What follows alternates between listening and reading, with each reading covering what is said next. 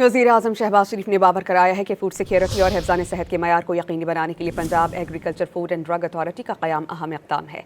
Punjab agriculture food and drug authority के क़याम में वज़ीर आला पंजाब मरीम नवाज़ का किरदार काबिल तहसीन करार है। Which is in front of me, who have really done a commendable job under the young and dynamic leadership of Chief Minister Punjab, and converted this building,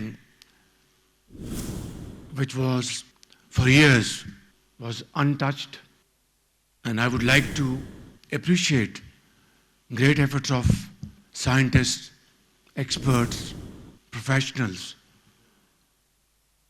who have worked day in and day out to complete this one and only project in this country, which will go a long way to ensure food security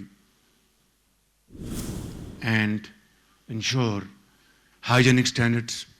And I think this was need of the hour.